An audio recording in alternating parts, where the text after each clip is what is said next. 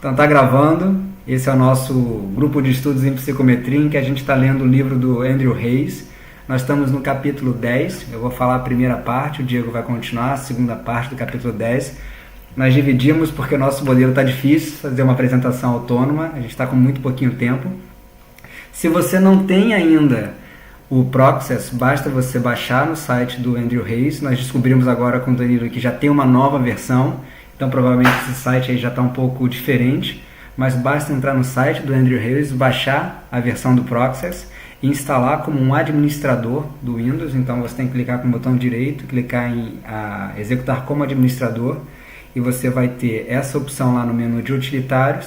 Você vai buscar o arquivo do Process e você vai instalar. Depois que você instalar, quando você for fazer uma regressão, você vai reparar que você tem uma nova opção, a opção de Process. Se não me engano, tem alguns outros add-ins, né, esse é o termo correto, que os alunos do Reis fazem.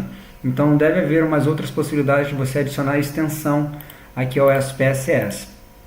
Uma coisa que ajuda bastante é que a gente veja também não só o diagrama estatístico, mas o diagrama conceitual dos modelos de regressão. E esse site aqui sempre auxilia bastante. Ele trabalha não só com o SPSS, mas com alguns outros programas, entre eles o M+, e ele permite que a gente entenda também conceitualmente os diagramas dos modelos que nós estamos trabalhando, o que ajuda bastante para pessoas mais visuais. Por exemplo, eu sou bem mais visual, então eu gosto de dar uma olhada nesses modelos para saber em que chão eu estou pisando, né? Tem aquela revisão do capítulo 9, mas essa vai ser uma revisão super curtinha e é uma revisão muito mais para mim do que para qualquer outra pessoa, porque eu preciso entender.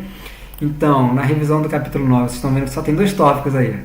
O Reis fala sobre o mito da padronização e também da centralização das variáveis para modelos de regressão. E tem aqui o vídeo que o Diego fez, já está no nosso canal do YouTube, basta você acessar. Uma coisa bacana é que aqui a gente quase nunca fala em centralização e sempre padronização. Não é a mesma coisa. Padronização é normal padrão, você vai pegar média menos xi menos média divididos pelo desvio padrão, e centralização não. Centralização você não divide pelo desvio padrão. Na verdade, a normal padrão você muda a escala, a centralização você não muda a escala. Então tem essa diferença, não é a mesma coisa. Reparei que aqui no Brasil nós não temos a tradição de utilizar medidas centralizadas, ou pelo menos bem menos do que os artigos lá fora, e bem menos do que a gente trabalha o tempo inteiro padronizando os valores. Então saindo de uma distribuição para a distribuição normal padronizada, a famosa distribuição Z. Beleza, estamos no capítulo 10, estamos encerrando, eu acho que a nossa jornada, eu acho que de agora em diante estamos perto da fronteira que tem terra. E todo capítulo do livro do Reis, ele começa por um resumo. Eu vou ler aqui para vocês e também vou mostrar algumas coisas relacionadas aos artigos que ele apresenta no decorrer do texto. É um texto super longo, super extenso, que ele dá umas reviravoltas no meio do caminho, tipo filme de drama, mas é um texto que eu consegui fazer uma parte grande.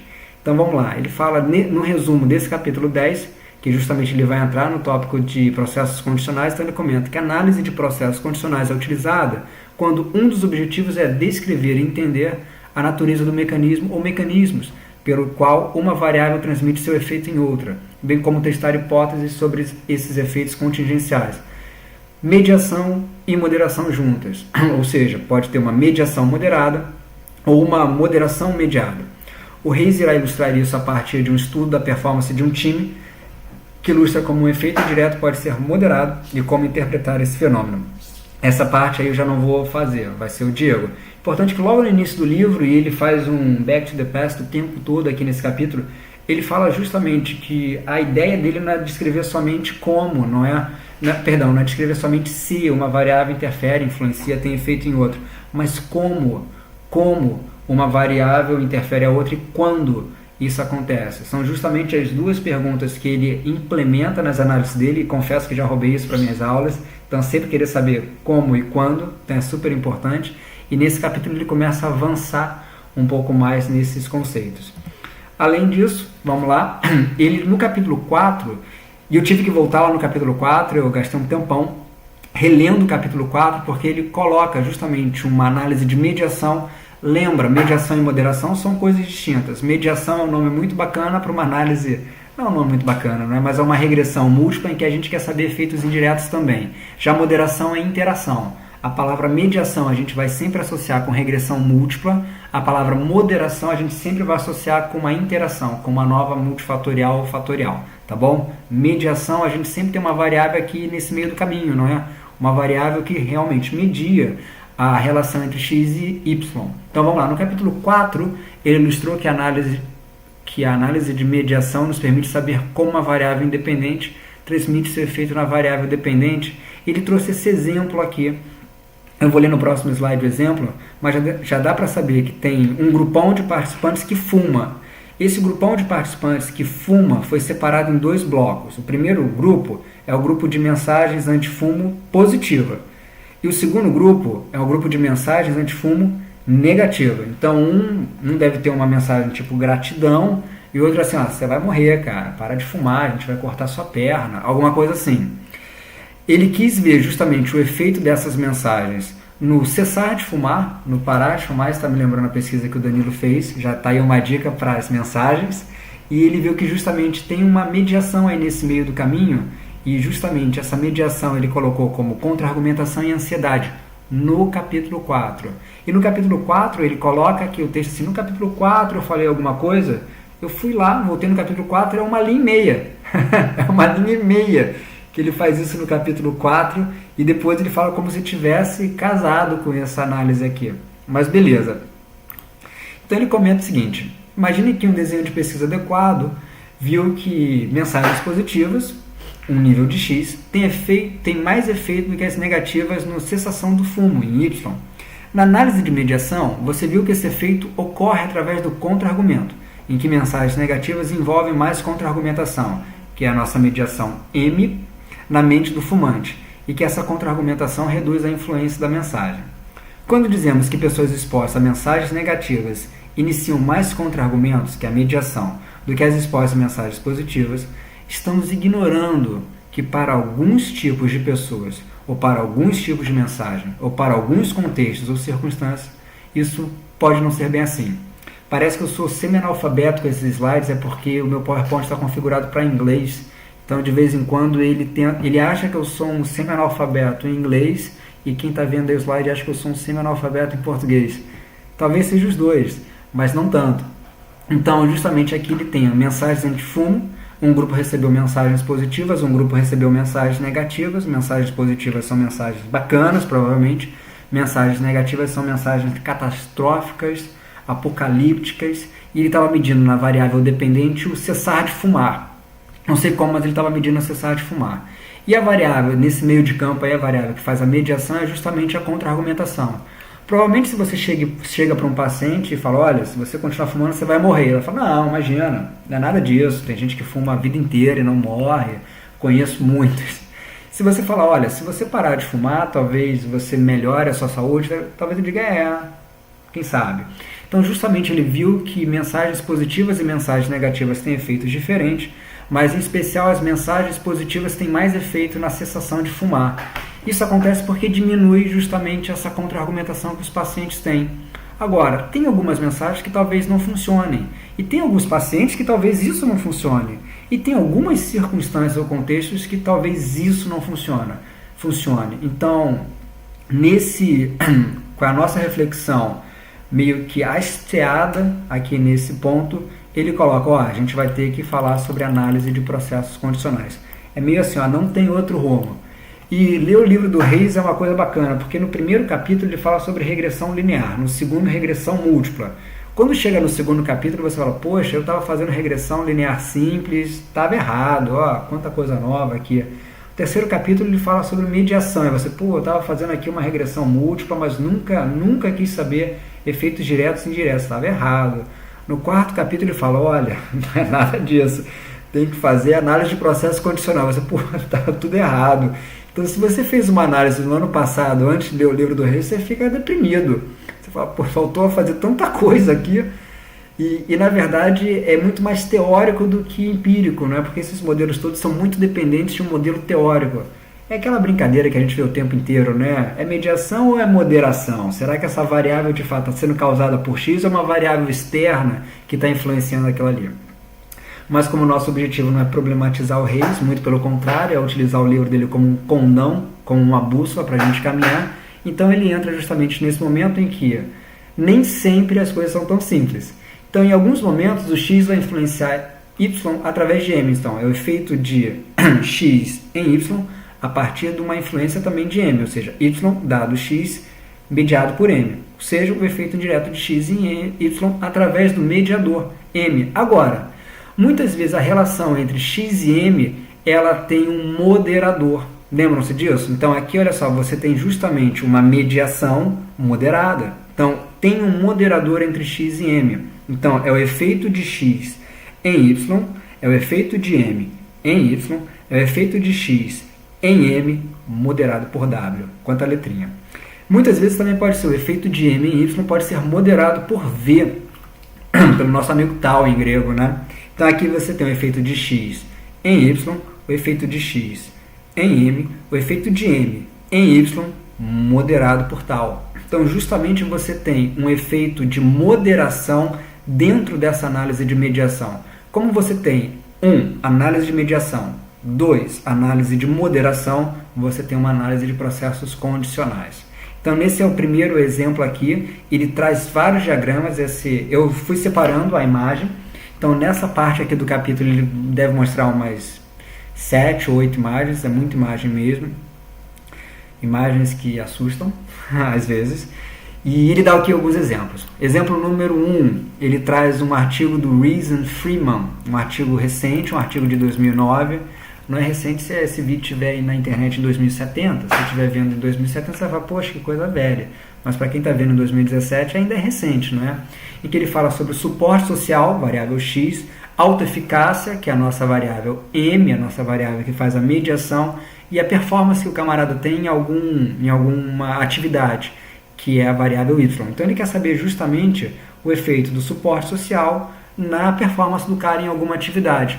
Ele parte do pressuposto que esse suporte social vai ter um efeito de mediação, vai ser mediado pela noção que o camarada tem de autoeficácia.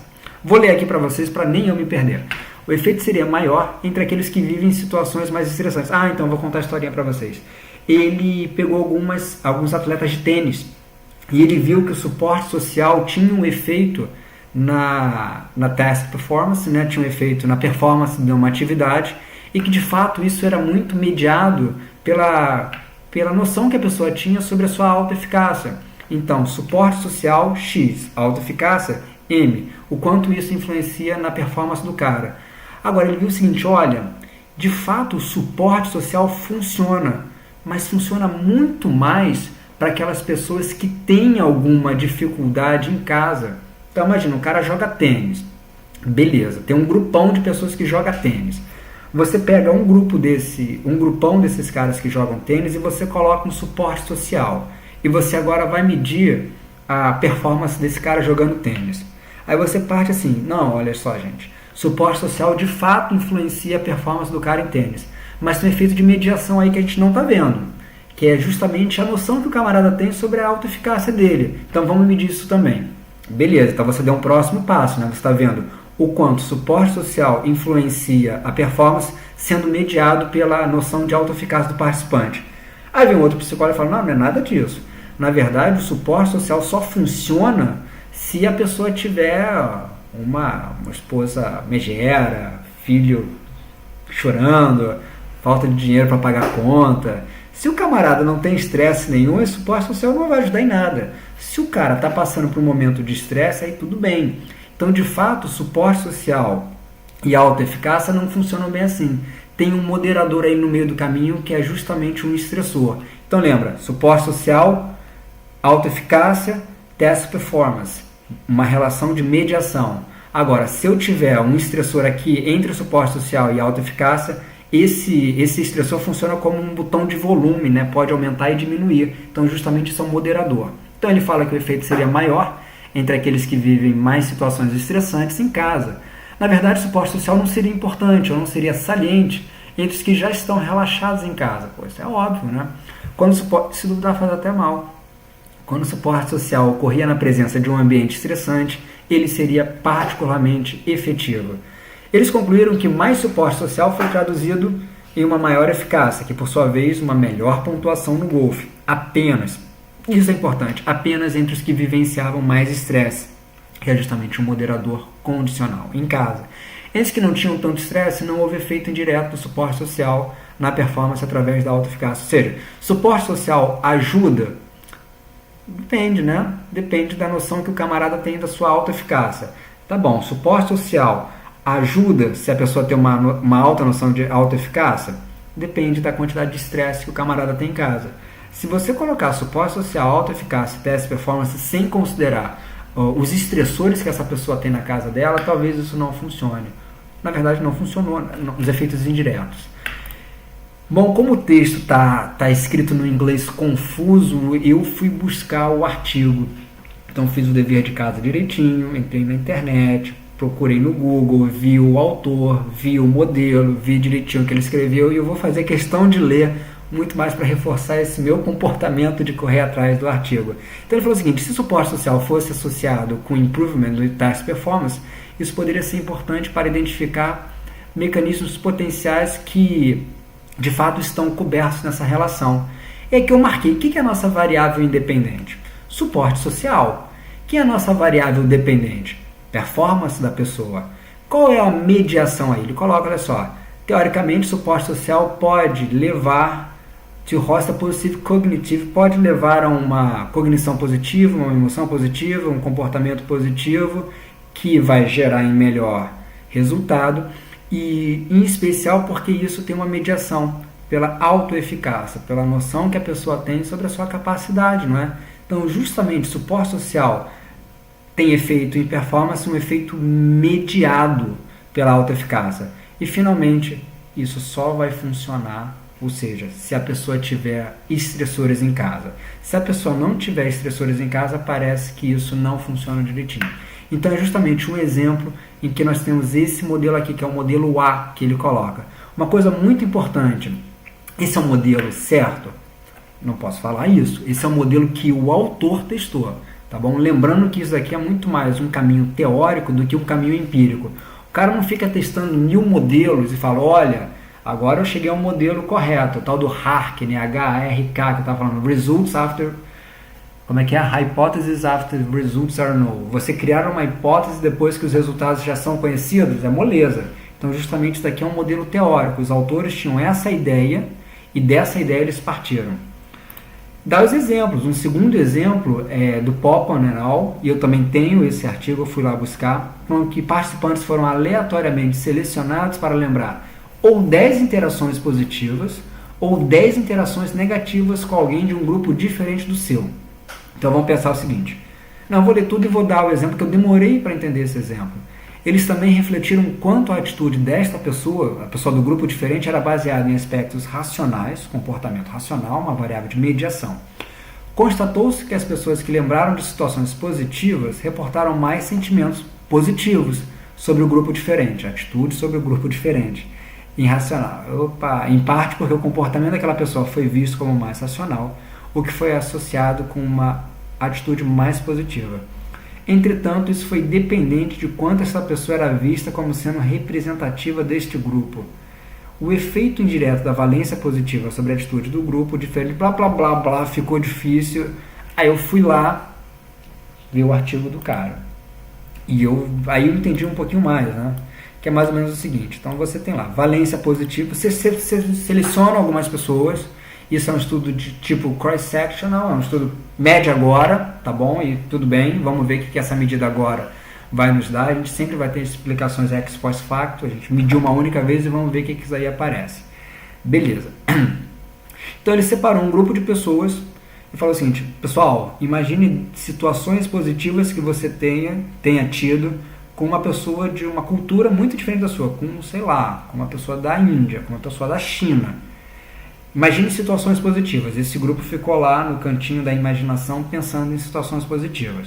O outro grupo é assim, ó, pessoal, imagina as piores situações que você teve com essa galera aí da China. Pessoal, tá bom, foi lá para o cantinho da imaginação e pensou em situações muito negativas que eles tenham tido com as pessoas lá dessa outra cultura. E eles viram, é óbvio, é evidente isso, que as pessoas que pensaram de uma maneira lembraram de aspectos positivos daquela interação, eles tinham uma atitude mais positiva em relação àquele grupo como um todo. Isso em parte porque essa é uma relação que tem uma mediação pelo comportamento racional. Então você pensa numa situação positiva, o cara pensou, uma vez aconteceu isso comigo, foi uma coisa positiva. E agora, o que você acha do grupo? Acho que o grupo foi bom porque aquele indivíduo que teve uma situação positiva comigo, ele se pautou no comportamento racional, eu entendo a atitude dele, foi um comportamento racional, tudo bem? Então justamente o comportamento racional daquele cara é uma variável que faz a mediação entre a valência positiva e de fato a atitude que ele tem em relação ao grupo. Agora, isso só funciona se a gente considera, ou seja, o nosso Y, o nosso tal ali, o nosso tal ali é justamente se a pessoa é vista como alguém que representa de fato aquela cultura. Então é mais ou menos o seguinte, pensa numa situação positiva que você tenha tido com os chineses. Pensei. E agora, como é que está a sua atitude em relação aos chineses? Está muito boa, porque aquele chinês, ele teve um comportamento racional naquela interação que eu tive com ele. E também porque ele é um chinês de verdade. Ele não é um chinês, postiço, fake. Ele é de fato um chinês. Então, aí funciona. Então, o que ele viu é que justamente valência positiva e comportamento racional funcionam. Comportamento racional influencia a atitude que a pessoa tem em relação àquele grupo só se aquela pessoa é vista como um membro típico daquela cultura. Então, só para que não fique super, super estranho e eu também consiga entender direitinho. E eu coloquei-me a imaginar numa situação positiva que eu tenha tido com um imigrante. Beleza. Depois o entrevistador chega para mim e fala, Luiz, o que você acha dos imigrantes? Fala, acho legal. Eu já tive muitas situações positivas com esses imigrantes. E todos os imigrantes se pautaram em comportamentos racionais na interação que eu tive com ele. Tudo foi pautado no comportamento racional, não foi nenhuma coisa estranha. Aí o pesquisador fala, tudo bem, mais alguma coisa? Ele fala, sim, isso só funciona porque ele era mesmo imigrante. Eu sabia que ele era um imigrante, eu tinha certeza que ele era um imigrante, e por isso está funcionando. Então é justamente uma outra análise. Então vamos lá, X influencia Y através de M influencia Y, tendo em vista o tal aqui, o V. Ou seja, aqui M é um mediador e tal aqui é um moderador. Então justamente isso é importante, beleza? E ele coloca aqui uma outra situação, que eu fui lá buscar o artigo, mas ainda não consegui achar direitinho.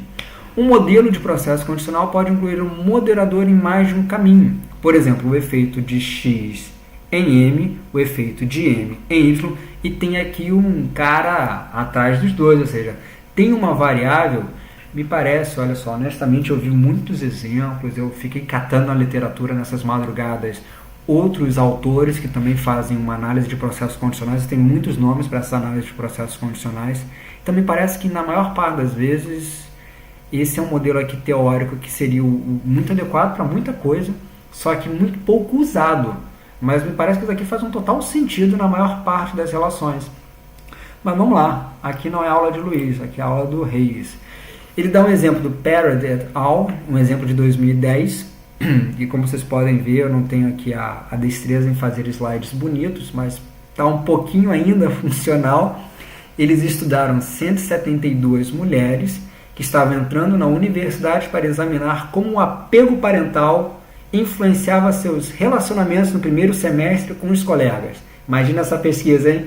Como o apego parental influenciava o relacionamento de 172 mulheres no primeiro semestre. E eles propuseram que um estilo de apego parental mais seguro iria resultar em um menor desconforto nas relações sociais. Tudo bem, mas tem mais. É tipo Polishop. Este efeito indireto seria moderado pela, entre aspas, muitas aspas, raça. Raça é um conceito que a gente não usa nem em bar bêbado à noite. Então, grupos minoritários, entendeu? Mas eu estou copiando o que ele botou no livro. Então, seria mais ou menos o seguinte, Vamos pegar aqui o artigo, né? Apego parental X influencia a satisfação nos relacionamentos das meninas. Beleza, claro. Mas isso acontece tendo uma mediação da ansiedade social. Beleza, então.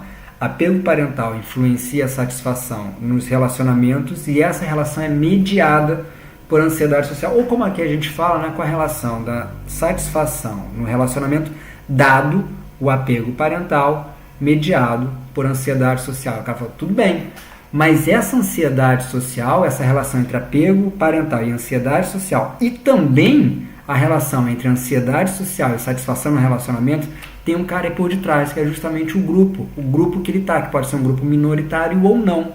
E eles descobriram que a relação entre apego e ansiedade social foi mais forte entre aqueles que eram grupos minoritários, quando comparados aos brancos. Ou seja, na verdade, o grupo, raça, né, que ele coloca aqui, eu coloquei entre aspas, parece que está influenciando a relação entre o apego parental e a satisfação.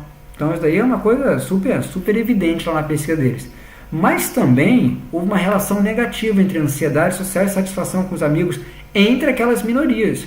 Então justamente eles viram que as pessoas de grupos minoritários tinham maior satisfação no relacionamento. Beleza? Então vamos ler isso aqui. Eles descobriram que a relação entre apego e ansiedade social foi mais forte entre aqueles grupos minoritários. Então a relação entre apego e ansiedade social foi mais forte entre aquelas pessoas que eram de grupos minoritários.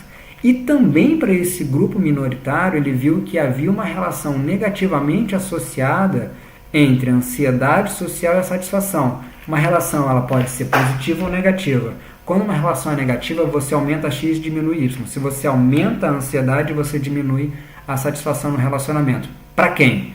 Para os grupos minoritários. Então, justamente, o grupo está afetando esses dois caminhos, essas duas setinhas que nós temos aqui.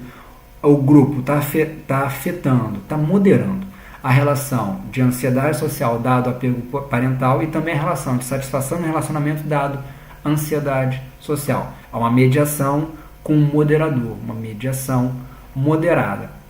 E finalmente ele introduz efeito condicional direto e indireto, e ele fala aqui em uma análise de mediação, nosso foco de interesse e de esforço está na interpretação dos efeitos indiretos e diretos da relação, presumidamente de causalidade entre X e Y. Até o momento, em uma análise de mediação simples, o efeito indireto de X em Y através de M era visto pelo produto de X em M por Y, M em Y. Ou dá para fazer também aquilo que eu expliquei na outra aula, né? Faz a regressão linear simples, pega o beta. Faz a regressão linear múltipla, pega o beta, multiplica, diminui. Aí você vai ver justamente o efeito indireto e você vai conseguir calcular essas coisas todas. Eu parei aí. A segunda etapa é dada pelo nosso colega. Vou aqui pausar e já reinicio com o Diego. Então tá valendo. Bom, pessoal, continuando o capítulo 10 do Reis, agora com a segunda parte, em que ele traz um exemplo de pesquisa que ilustra a utilização do que ele chama de processo condicional e mais especificamente de uma análise de mediação moderada. O exemplo utilizado a gente pode chamar de ocultando seus sentimentos de sua equipe de trabalho. Esse estudo é do Cole, Walter e Brott, em que a amostra foi composta por 61 supervisores e o objetivo de pesquisa era investigar a associação entre comportamento disfuncional, ou todos aqueles comportamentos que têm um efeito presuntamente negativo, da equipe e desempenho da equipe. Então esse foi o objetivo principal do estudo. Em relação às variáveis, a primeira variável é a variável de comportamento disfuncional, que foi medida pela frequência com que os membros da equipe apresentavam ações que dificultavam o trabalho dos demais, por exemplo, dificultar a inovação e outros comportamentos no âmbito da equipe.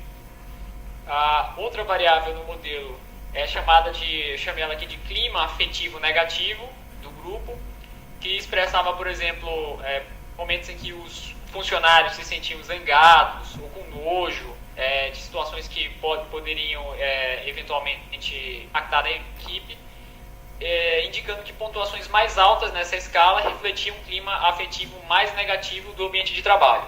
Outra variável se refere ao quão fácil é identificar os sinais não verbais dos membros da equipe sobre como eles estavam se sentindo, o que ele chama de expressividade negativa não verbal, Quanto maior essa expressividade, pontuações mais altas significam que os sujeitos pouco expressavam verbalmente seus estados emocionais negativos. Ou seja, eles não, mesmo diante de algum problema no âmbito da equipe de trabalho e de um impacto negativo nesse sujeito, ele preferia, nessa ocasião, não expor esses seus sentimentos negativos frente à equipe ou qualquer situação disfuncional. E a última variável é chamada de performance, lembrando que a partir da perspectiva do supervisor da equipe, indicando que quanto maior os valores, maior o desempenho da equipe. Dessa forma, uma das questões a ser tratada na pesquisa é sobre quais mecanismos afetivos envolvidos com o comportamento disfuncional e o desempenho em equipes de trabalho. Em termos gerais, os pesquisadores apontam que, às vezes, pode ser melhor esconder seus sentimentos de outros com quem você trabalha, sobre as coisas que as pessoas fazem ou dizem que o incomodam, para que esses sentimentos não se tornem o foco de atenção da equipe, podendo, portanto, distrair a mesma de realizar as tarefas ou atividades de forma oportuna e eficiente. Então, essa que seria a ideia geral do problema e o modelo final. Por exemplo, isso lembra o tópico de como reportar uma análise de mediação, em que o autor diz que, em alguns casos, é fundamental você ter como foco no ato de reportar a análise a historinha final do modelo. Ou seja, se houve um efeito indireto, um processo condicional e assim por diante, e não priorizar os efeitos anteriores, uma vez que as regressões iniciais podem estar em desacordo com o resultado final. Então, essa aqui seria a ideia, ou a ideia do programa de pesquisa finalizada. Por motivos didáticos, é interessante decompor esse problema. Então, entendendo o problema, parte 1. Nessa diagramação, a gente pode assumir que comportamentos disfuncionais representam a variável dependente, explicando a variável dependente, que nesse caso é representada pelo desempenho da equipe. Então, quais mecanismos afetam a relação comportamentos disfuncionais e desempenho da equipe de trabalho? Partindo do princípio de que os comportamentos disfuncionais, resumidamente, podem associar-se a um contexto de baixo desempenho das equipes de trabalho, a questão mais precisa nesse modelo seria, a partir dessas duas variáveis, clima afetivo negativo e a outra variável chama de regulação emocional, seria identificar o mecanismo pelo qual o comportamento disfuncional dos membros de uma equipe pode afetar negativamente a efetividade de uma equipe de trabalho na execução de suas tarefas. Como eu disse, partindo do princípio de que comportamentos disfuncionais teriam um impacto negativo no desempenho. Tendo por base duas variáveis que eu defini anteriormente, clima afetivo negativo e regulação emocional. Então a gente poderia pensar qual dessas variáveis teria um efeito presumidamente de mediação ou de moderação e tentar estimar o modelo às cegas, digamos assim. Prosseguindo, a parte 2 do problema a gente iria inserir, no caso, uma segunda variável, de acordo com um artigo, que seria clima afetivo negativo, tendo um efeito mediador entre comportamentos disfuncionais e desempenho. Partindo do princípio de que, óbvio, do ponto de vista teórico, que os comportamentos disfuncionais geram mais emoções negativas, ou seja, uma relação positiva, que por sua vez impactam negativamente no desempenho da equipe. Então a gente deixou esse exemplo mais complexo. E é isso que os autores falam. No modelo, o modelo proposto aponta que esse comportamento disfuncional cria um ambiente de trabalho com emoções negativas que os supervisores e os outros funcionários enfrentam e tentam lidar com essa situação, o que, em tese, teria um efeito distrator em relação ao desempenho da equipe, tendo como consequência um desempenho menos satisfatório. Então, como eu disse anteriormente, tendo em vista essa diagramação do modelo, a gente claramente identifica que clima afetivo negativo tem uma função mediadora nesse modelo. Partindo para o terceiro passo, introduz uma nova variável no modelo, chamada aqui de regulação emocional, ou emoções negativas, ou quanto o sujeito controla o ato dele de expor ou não os seus sentimentos negativos frente a situações disfuncionais do âmbito da equipe. E sobre esse PEF, aqui M, a interação entre M e V sobre Y, os autores levantaram a hipótese de que quando os membros da equipe são capazes de regular a sua exibição de emoções negativas, ou seja, escondendo como eles, ou ocultando o seu real sentimento frente à situação, isso permite que a equipe, possibilita que a equipe se mantenha focada na tarefa em que tem em mãos, tem que resolver, ao invés de mudar o foco para gerir esse clima negativo no âmbito da equipe. Ou seja, o efeito do clima afetivo negativo do ambiente de trabalho no desempenho da equipe, ele é hipotetizado como se tivesse um impacto contingencial, ou seja, dependesse da capacidade dos membros da equipe de esconder os seus sentimentos. Com um efeito negativo mais forte do clima afetivo, para aqueles sujeitos que têm uma pontuação maior, ou seja, aqueles sujeitos que com mais frequência ou com mais intensidade as suas emoções negativas, impactando ainda mais no desempenho da equipe.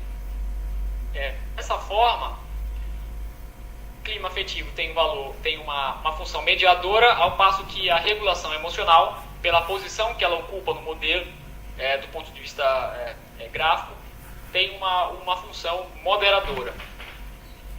Ou seja, a habilidade de regulação das emoções, o ato de ocultar ou controlar as emoções negativas, possibilita que a equipe de trabalho volte inteiramente às suas tarefas. Dessa forma, a gente teria um caso, como o Luiz explicou, de uma mediação moderada.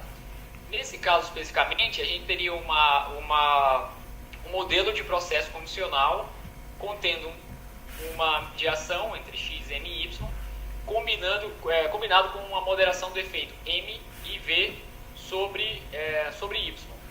Nesse caso seria acho que é o exemplo 2 do livro, em que ele aponta que essa seria uma mediação moderada, seria um exemplo de moderação do efeito indireto, uma vez que o moderador ele vem após a variável mediadora. Se viesse anteriormente a variável mediadora, seria um efeito, uma moderação do efeito direto, algo nesse sentido. Dessa forma, se a gente fosse estimar o modelo da forma que aqui foi proposta, teríamos o seguinte resultado. A primeira parte do output, uma informação importante, esse modelo ele se refere ao modelo de número 14, tem um apêndice no livro, e aqui a gente pode confirmar se a gente estimou o modelo de modo correto. Então a gente tem performance da equipe sendo a variável cada, comportamentos disfuncionais a variável independente, clima afetivo negativo tendo uma função sendo a variável mediadora, e a variável V, que no caso é regulação emocional, tem um efeito moderador. A primeira parte do output mostra o que seria equivalente à letra A nos modelos de mediação. Ele mostra o PEF específico de comportamentos, o impacto dos comportamentos disfuncionais no clima afetivo. Esse coeficiente foi positivo, 0,61, indicando que quanto mais comportamento disfuncional, mais negativo vai ser o clima do ambiente de trabalho. Prosseguindo, quanto aos resultados da parte 2, a gente pode perceber que o efeito do clima afetivo negativo, ele é de fato contingente à regulação emocional, ou seja, a expressividade negativa não verbal, ou seja, um depende do outro, como a gente pode identificar aqui no efeito de interação. Então a gente tem aqui uma espécie de legenda, né, indicando que esse efeito de interação refere-se a clima afetivo negativo e regulação emocional, sendo que o intervalo de confiança estimado para essa relação não inclui o zero e, portanto, é significativo. Como a gente pode concluir que há um efeito de fato contingencial dessas variáveis, ou seja, uma depende da outra. Ademais, identificando as variáveis do modelo, a constante seria menos 0,1, B1 seria clima afetivo negativo, A seria o comportamento disfuncional no impacto na variável dependente, performance, B2 seria regulação emocional e B3 a interação dessas variáveis. Então, dessa forma, mantendo constante em relação ao B1, por exemplo, a gente tem um efeito significativo, né, menos 43, um intervalo que não inclui o zero. Então, mantendo constante o comportamento disfuncional entre as equipes que tem uma média acima uma média relativamente alta frente à variável regulação emocional, nesses casos, esses funcionários eles têm um clima emocional relativamente mais negativo e são percebidos por seus supervisores como um desempenho menos satisfatório. Em relação ao B2, também a gente observa uma relação negativa, mostrando que entre as equipes com o mesmo valor em comportamento funcional, ou seja, mantendo constante, e aquelas equipes com um valor relativamente abaixo da média na variável clima afetivo negativo, as equipes cujos membros são mais inclinados a expressar suas emoções negativas, eles apresentam um desempenho baixo ou menos satisfatório. No entanto, esse efeito ele não é significativo, uma vez que o intervalo de confiança inclui o zero. E o próprio valor P também não é significativo. Dessa forma, o autor aponta que, nesse caso, o ato ou efeito de identificar que há uma evidência de moderação nesse modelo de mediação não significa que o padrão que você espera foi constatado, ou seja, a análise de fato não se encerra nesse momento. Como o Luiz expôs, em relação à análise de mediação, a gente tem um efeito indireto, que é um coeficiente quando a gente multiplica determinados valores do modelo. No caso da mediação moderada, a gente não tem um coeficiente específico para esse caso. Então, nesse sentido, o primeiro passo que o autor estipula, o primeiro passo possível, seria obter melhor compreensão sobre o que significa essa interação que foi encontrada, em que a gente criaria um modelo de moderação simples entre o clima afetivo negativo, explicando o desempenho, buscando entender o impacto desse clima negativo nos vários níveis da regulação emocional, ou seja, a variável moderadora como está expressa no diagrama. Identificando qual o efeito que ela possui no desempenho da equipe, nos vários níveis da regulação emocional. Então a gente teria esse modelo de moderação simples. Dessa forma a gente poderia investigar estimando através do modelo 1, em que Y é performance, X é clima afetivo negativo e M, que é a variável moderadora no caso, que trata-se do modelo 1, aqui é uma moderadora, não mediadora, seria a variável moderadora usando como controle estatístico a variável X, ou seja, os comportamentos disfuncionais. Dessa forma, a gente poderia solicitar que o programa desse os resultados aos níveis da variável regulação emocional em termos de percentis. E o programa possibilita percentis 10, 25, 50, 75, 90 e assim por diante. Ou melhor, seriam os grupos muito baixo, baixo, moderado, alto e muito alto, dos níveis da regulação da variável moderadora, ou seja, da regulação emocional.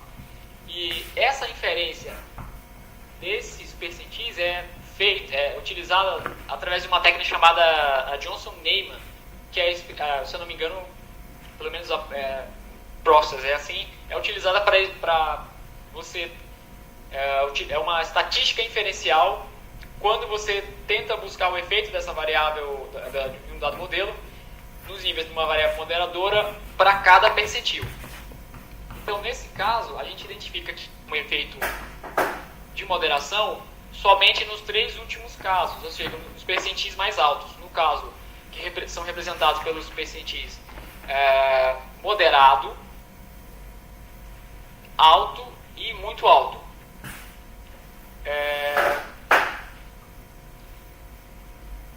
E os primeiros aqui, os dois intervalos, seria baixo e muito baixo, são os intervalos que incluem o zero e, portanto, não tem significância. Dessa forma, a gente poderia concluir a princípio, ou seja, a gente estimou um modelo de mediação moderada e a posteriori buscamos entender qual impacto que a variável moderadora tem, utilizando-se de um modelo de moderação simples em que a gente solicita o impacto ao nível dos percentis, ou seja, aos diferentes níveis da variável de regulação emocional. Então a gente pode concluir que equipes em que seus membros se envolvem em comportamentos funcionais ou relativamente mais funcionais parecem produzir um ambiente que é relativamente mais negativo, né, em relação da relação negativa entre comportamentos disfuncionais e a variável clima afetivo, medida anteriormente, estimada anteriormente, onde esses sujeitos, como impacto prático, eles se sentiriam mais irritados, mais zangados e assim por diante. Esse primeiro elemento. Ainda, esse clima afetivo negativo, ele associa-se a um menor desempenho da equipe, mas apenas entre aqueles casos, aqueles sujeitos, membros, que não conseguem esconder as suas emoções diante de situações disfuncionais ou desagradáveis no ambiente de trabalho.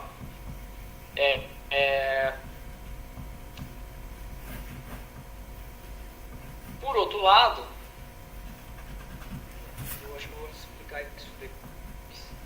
Então a gente poderia, repetindo, fizemos um modelo de mediação moderada, encontramos um efeito uma interação entre a variável mediadora e a variável moderadora. Em seguida, estimamos um modelo de moderação simples, em que controlamos a variável x, no caso, comportamento funcional, colocamos como variável independente o clima afetivo negativo, mantendo a variável dependente de desempenho como variável dependente, e colocando como variável moderadora a regulação emocional, para identificar em quais níveis da variável moderadora a gente poderia identificar esse efeito.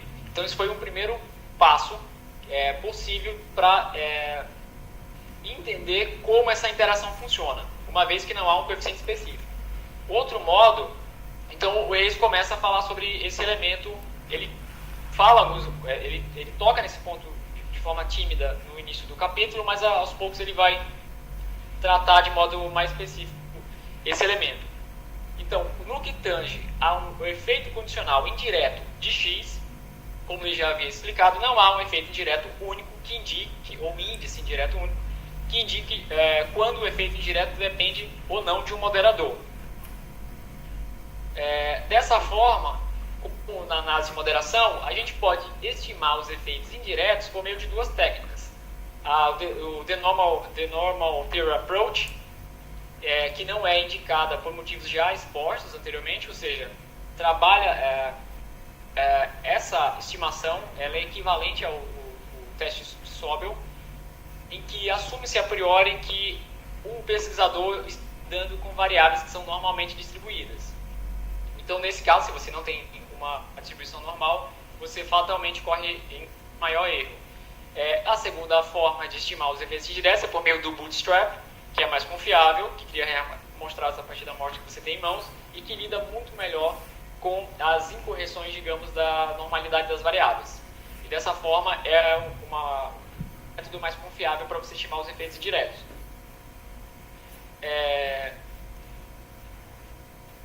Daí o autor fala especificamente sobre como esse processo deveria ser feito. Então, ao invés de condicionar a inferência sobre um valor específico do moderador, não, aliás, você deve fazer isso, você deve condicionar a análise, uma vez que você encontra esse efeito de interação, no mesmo processo, nessa mesma análise, considerando este modelo e não o modelo de moderação simples.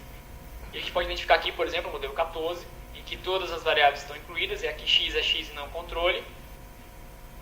E nesse mesmo modelo você pode condicionar a inferência sobre um valor específico do moderador, ou seja, os percentis ou valores específicos, e em seguida realizar uma inferência sobre esse efeito indireto, justamente por meio da técnica Johnson-Neyman. Só que nesse caso a gente utiliza um procedimento em que de fato você estima um modelo de moderação, mediação moderada e não um modelo de moderação simples. Considerando os resultados, eu já fui direto para os efeitos incondicionais, né, no valor da variável moderadora, a gente chega à mesma conclusão, de que o grau de significância, os efeitos significativos ocorrem exclusivamente para os 3 últimos grupos, moderado, alto e muito alto, intervalos em que não incluem o zero. Então a gente chega ao mesmo resultado do que a gente chegou anteriormente estimando um modelo de moderação simples. Ou seja, esses resultados eles são consistentes. Ou seja, com a alegação de que quando os membros revelam suas emoções negativas em resposta ao clima afetivo negativo de trabalho, considerando a relação temporal, né, comportamentos funcionais, clima afetivo negativo, isso produz um desempenho menos satisfatório da equipe. Mas, se eles são capazes de responder como eles são incomodados por esse comportamento, o desempenho da equipe é menos afetado. Um outro elemento que o autor trata, que se eu não me engano o artigo dos autores não trata, é de que, no entanto, pode não ser correto concluir que o comportamento disfuncional ele tenha um impacto negativo no desempenho da equipe, uma vez que o efeito direto do comportamento disfuncional sobre o desempenho foi positivo. Então, se a gente estimar o efeito direto de x em y, o coeficiente é negativo, o coeficiente é positivo. E sobre esse elemento, o Reis ele levanta uma hipótese para explicar o motivo pelo qual esse efeito não foi negativo e sim positivo. Ele explica que, na verdade, ele especula que talvez as equipes que se envolvem relativamente mais com comportamentos do tipo disfuncional sejam formadas por pessoas que são, por membros que são muito dedicados e competitivos. Ou seja, essa relação positiva, essa relação empírica positiva, poderia ser explicada por essa especulação do Reis. Bom, a apresentação ela se encerra aqui. O exemplo ele é relativamente simples. Então, esse capítulo ele introduziu os fundamentos da análise de processos condicionais, combinando, né, a mediação, o efeito de mediação com moderação, em um dos caminhos da sequência causal. No caso aqui especificamente seria uma moderação do efeito indireto pela posição da variável moderadora, ou seja, após o mediador. E esse capítulo ele é a chave básica para você entender os processos mais complexos. Por fim, o último apontamento, como o Luiz já expôs, a chave para você entender de fato os fundamentos da análise de processos funcionais é você saber estimar o modelo e, sobretudo, fazer inferências e interpretações sobre os efeitos diretos e indiretos condicionais, ou seja, aqueles efeitos diretos ou indiretos que são contingenciais ou dependentes de alguma variável no modelo, como, por exemplo, aqui a interação entre M e V sobre a variável Y. Bom, pessoal, é isso.